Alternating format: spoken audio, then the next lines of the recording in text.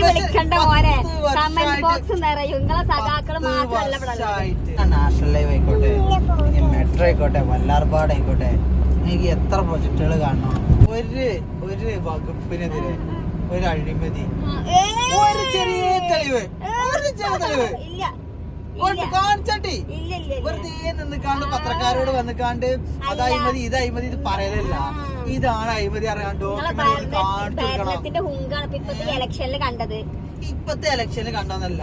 ഞമ്മക്ക് തെറ്റുണ്ടേ തിരുത്തും. പക്ഷെ ഞാൻ പറഞ്ഞതിന് ആൻസർ പറയും. ഒരു അഴിമതി നിങ്ങള് മറ്റേ ശബരിമല അയ്യപ്പന്റെ ഇത് കട്ടു, സ്വർണം കട്ടു, മറ്റേ കട്ടു, കട്ടു പിടിച്ചവരും വേണം. പക്ഷെ അതെന്ന് പറഞ്ഞാല് ഭരണവകുപ്പായിട്ട് ഒരു ബന്ധമില്ലാത്ത കേസാണ്. ഈ